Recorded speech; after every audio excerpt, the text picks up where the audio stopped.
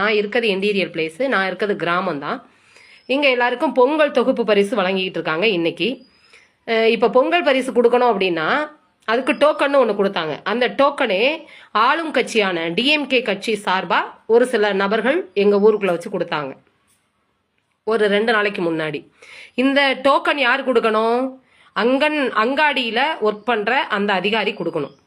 இல்லை அதுக்குன்னு தனியாக முன்னாடியெல்லாம் ஆட்கள் நியமித்து அப்படி கொடுத்தாங்க. இது டிஎம்கே நபர் கொடுத்தாங்க. இந்த சமயம் வந்து டிஎம்கே நபர் கொடுத்தாங்க. இன்னைக்கு வந்து எங்களுடைய ரேஷன் கடையில் அங்காடியில் பொருட்கள் வழங்குறதுன்னு சொல்லியிருந்தாங்க.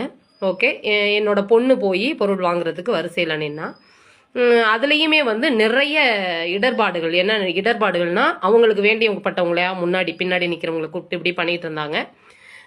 என் பொண்ணை கூட்டிகிட்டு ஒரு பர்சனல் ஒர்க்காக நாங்கள் பேங்க் போயிட்டோம். இப்போ ரிட்டன் வந்துட்டு ஜஸ்ட் ஒரு 4 மணி இருக்கும். 4 மணிக்கு பொண்ணை வந்து நான் சொல்கிறேன். போய் வாங்க போகிறா. பொங்கலுக்கு என்ன, 1 கிலோ அரிசி, 1 கிலோ ஜீனி, 1 கிலோ வெல்லம், 1 கிலோவாம்மா வெல்லம் இல்லையா, 1 கிலோ ஜீனி, 1 கிலோ அரிசி, ஒரு கரும்பு, வேட்டி சீலை, 3000 ரூபா பணம் கொடுக்கணும். இப்போ எல்லாருக்கும் எல்லாபடியும் கணக்கெடுத்து தானே கொடுத்துருப்பாங்க.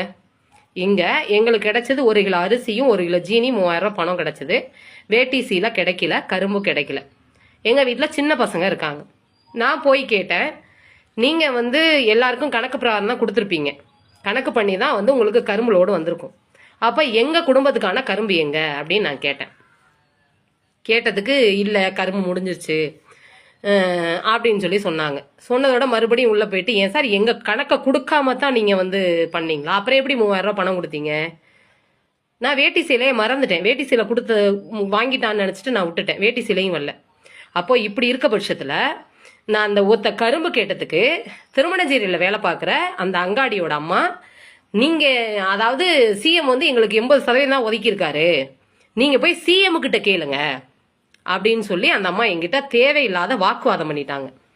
தேவையில்லாத வாக்குவாதம்னா ஒருத்தருக்கு வந்து எல்லா பயனும் போகிறது, ஒருத்தருக்கு பயனே இல்லை. நான் என்ன கேட்குறேன், இந்த அரசுக்கிட்ட, ஆளுங்கட்சி அரசு டிஎம்கே அரசே, நீங்க உங்களுடைய சொந்த பணத்திலயா 3000 ரூபாய் பணத்தை நீங்க எங்களுக்கு கொடுக்குறீங்க? உங்களுடைய சொந்த உழைப்பை வச்சா கொடுக்குறீங்க. எங்க கிட்ட வாங்கின வரி பணத்தை தானே நீங்க இன்னைக்கு எங்களுக்கு 3000 ரூபாய் பரிசா கொடுக்குறீங்க.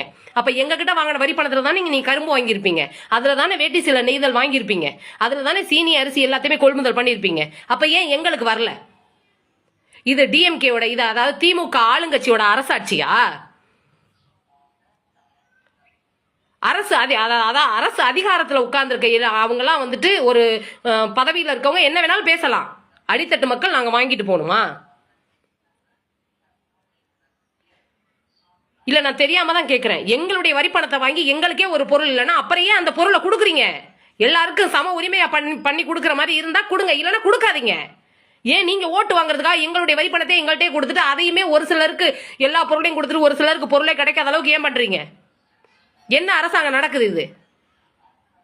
தயவு செய்து உங்களை கையெடுத்து கும்பிட்டு கேட்டுக்கிறேன், மக்களை இப்படி ஏமாத்தாதீங்க. முதல்ல உங்களுக்கு நீங்க வச்சிருக்க அரசு பணியில அமர்த்திருக்க அவங்கள வந்து மக்கள்கிட்ட மரியாதை கொடுத்து பேச சொல்லுங்க. உங்களை தயவு செய்து கும்பிட்டு கேட்டுக்கிறேன் சிஎம் ஐயா.